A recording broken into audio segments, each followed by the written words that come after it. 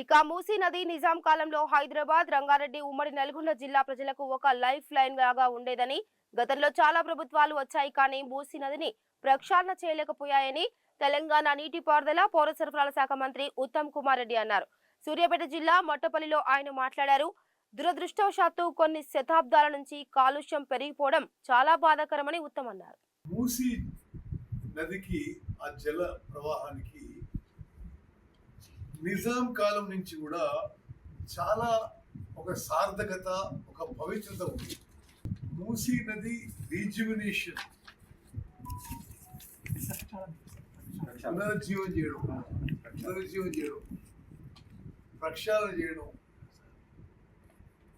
ఆ నీటిని శుభ్రపరిచి కిందికి వదలడం, ఇవన్నీ కూడా తెలంగాణలో ప్రతి పౌరుడు కోరుకుంటున్నాడు.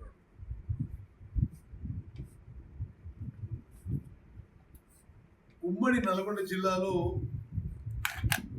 సుమారు 1,00,000 ఎకరాల ఆయకట్టు ఉంటుంది మూసీ కింద, మూసీ ప్రాజెక్ట్ కింద, మూసీ నది కింద. ప్రత్యేకంగా భోన్గిర్, ఆలేర్, నకరికల్, తుంగతుర్తి, మునుగోడు, సూర్యాపేట, హుజూర్ నగర్ నియోజకవర్గాల్లో అంతా కలిపి సుమారు 1,00,000 ఎకరాల ఆయకట్టు ఉంటుంది.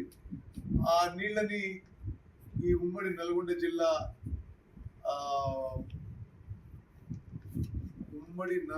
జిల్లా ప్రజలకి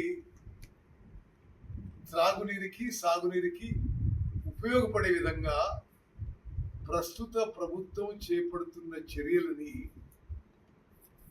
మేము సమర్థిస్తున్నాం.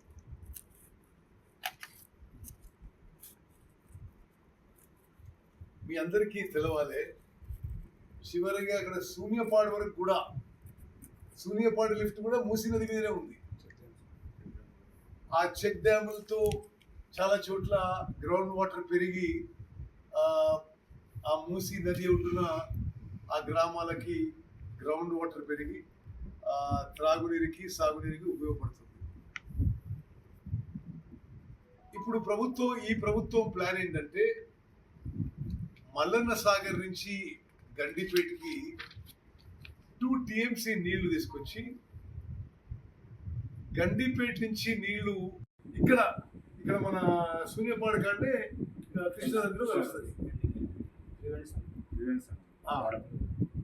వాడపల్లి దగ్గర. అయితే మీరు తెలంగాణలో ప్రతి పౌరుడు ఆలోచన చేయాలి. 2 TMCల నీళ్లు మూసీ ద్వారా వదలడం పైనే కాకుండా హైదరాబాద్, రంగారెడ్డి జిల్లాకి కాకుండా ఉమ్మడి నల్గొండ జిల్లాకి ఎంతో ఉపయోగపడుతుంది.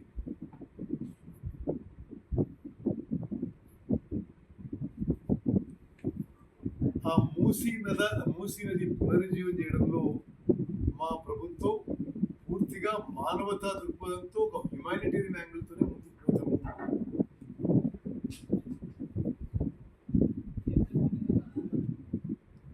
ఈ మూసీ పునరుజ్జీవం చేయడం ఉమ్మడి నల్గొండ జిల్లా ప్రజలకి ప్రయోజనాలకు ఎంతో అవసరం.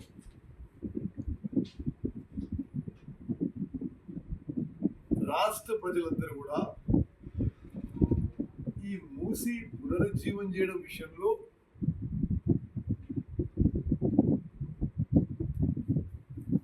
రెండు TMCలు మూసీని ప్రవహించే విధంగా మేము చేసే ప్రణాళికని మద్దతు పలకాన్ని విజ్ఞప్తి చేస్తున్నాం. ఈ ప్రభుత్వం ఆ దిశలో ఏ చర్యలు తీసుకున్నా మానవతా దృక్పథంతో, హ్యుమానిటేరియన్ దృక్పథంతో మేము ముందుకు పోతామని చెప్పి కూడా ఈ సందర్భంగా మనం